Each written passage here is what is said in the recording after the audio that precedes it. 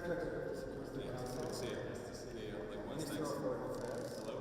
Thank you. Deputy Minister of Foreign Long Affairs. time. Ambassador. These guys were at the airport. Good to see you. Yeah, what's up?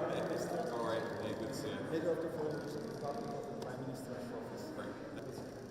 REA, he has many jobs. I don't even know what they are. Jacob Helber, he's Deputy Secretary of State.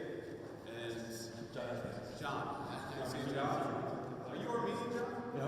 Okay. All right. Yeah. And then all right. There, yeah. Okay. Thank you, guys. Honorable Vice President, I would like to once again welcome you, your wife, the esteemed Usha Vance, and your beautiful family. I say to you, Bari Galust Hayastan, welcome to Armenia, and express our gratitude for your commitment to further developing the strong ties between Armenia and the United States, and for your personal contribution. Thank you. Well, thank you, Mr. Prime Minister. It's great to be here in Armenia, and I'm especially grateful that you described the Second Lady as the esteemed Usha Vance. You won me some brownie points there, though I think she's going to expect me to call her the esteemed Usha Vance in the future. So you created expectations, too. Thank you. The next question. Next question from the colleagues from the United States. Thank you. Mr. Vice President, on the Iran negotiations, would the U.S. allow limited uranium enrichment, or is no enrichment whatsoever a red line in negotiations? Well, I think the President's going to make the ultimate determination about where we draw the red lines in the negotiations. If you go back to the original negotiation that happened between us and the Iranians, the President was trying very, very hard to actually strike a constructive deal that would have been good for the United States. But frankly, the entire administration agreed if the Iranians were smart enough to have made that agreement, then it would have been good for them too.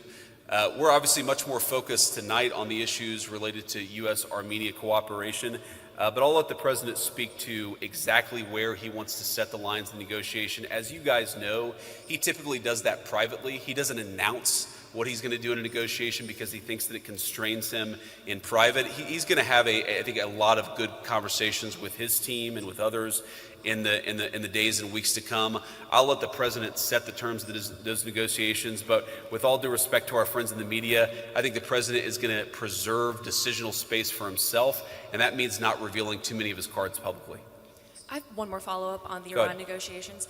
Has the violent crackdown of protesters in Iran been part of those negotiations? Does the U.S. Want to push for any kind of human rights assurances to be part of a deal? Well, I think as the President has said publicly, it's already very much been part of the negotiations that we've had. It's one of the things the President made a very strong demand is that there were prisoners who were going to be executed. The crackdown was, of course, very brutal and violent. And as the President, the entire administration has said, we stand with the people of Iran. We stand with the right of peaceful protest across the world, and certainly people who want to exercise that right in Iran. But absolutely, the President has made that part of the conversations that he's had, not just with the Iranians, but with people all across the region. I'm sure that will continue. Mr. Prime Minister, can you let us know if in your conversations you discussed Iran and the situation in the region and what the goals and objectives would be of the United States and Armenia given the recent diplomatic efforts?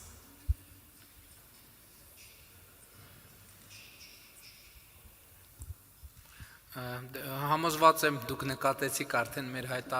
am sure you noticed from our statements already that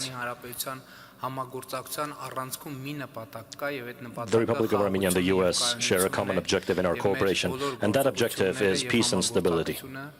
All our engagements, all our activities with the U.S. are aimed at peace and stability, and I am confident that this is an achievable goal.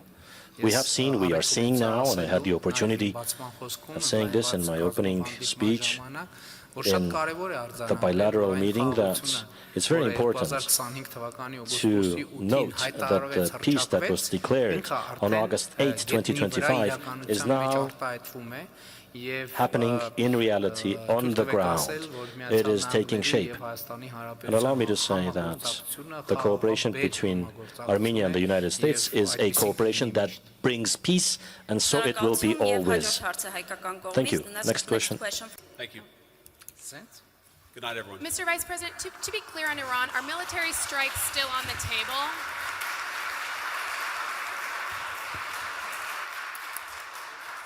Mr. Vice President?